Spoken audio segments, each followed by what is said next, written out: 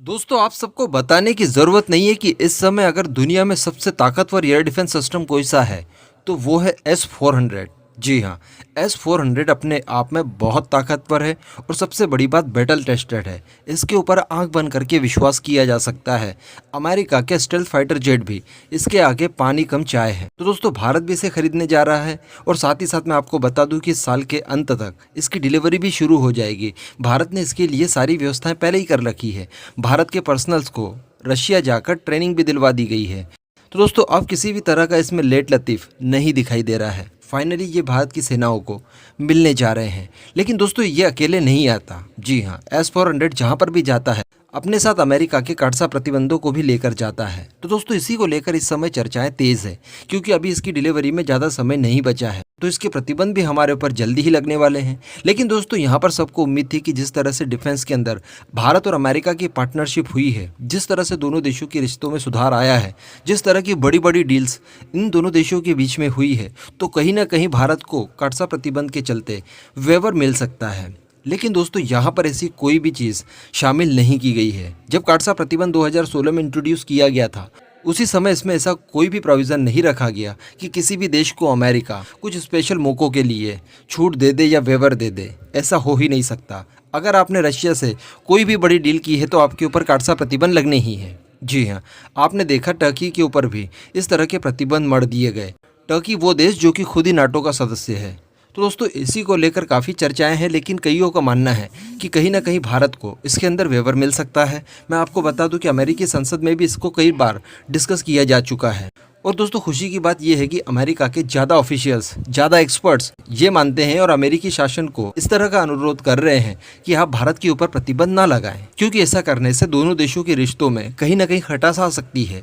यही खटास हमने 73 सालों तक देखी। भारत आज़ादी के बाद से ही अमेरिका से ज़्यादा अच्छे संबंध नहीं रखता था, जिसका खामियाजा दोनों देशों को भुगतना पड़ रहा था। तो अब जब पार्टनरशिप इतनी ज़्यादा गहरी हो चुकी है, तो कहीं ना कहीं भारत को काटसा प्रतिबंधों में वेवर मिलना चाहिए। और ये दोस्तों, वाकई में भारत के पॉइंट ऑफ व्यू से तो अब छोड़िए, अमेरिका के पॉइंट ऑफ व्यू से भी सही चीज है। अमेरिका को भी भारत की बहुत ज्यादा जरूरत है। इस चीज को हम नकार नहीं सकते। अगर अमेरिका प्रतिबंध लगा देता है तो भारत भी कहीं ना कहीं इनसिक्योरिटी अमेरिका से महसूस जरूर करेगा।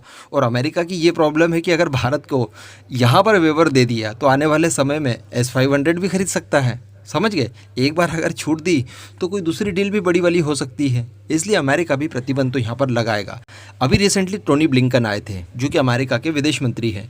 जब उनसे पूछा गया कि क्या आप काटसा प्रतिबंध लगाएंगे भारत के ऊपर S-400 को लेकर, तो उन्होंने कहा कि हाँ, हमारा कानून हमारे पास है, हम इसका इस्तेमाल करेंगे।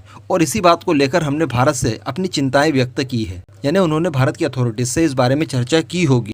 ये जो अभी उनका रिसेंट विजिट हुआ था भारत, उस समय उन्होंने बात की होगी और उन्होंने बताया होगा कि देखिए यार, हम यहाँ पर मजबूर हैं, हमने ऐसा कोई वेवर वाला प्रोविज़न रखा ही नहीं है इस कानून के अंदर। तो अगर आपको S-400 की डिलीवरी मिलती है तो डेफिनेटली आपके ऊपर काटसा लगेगा।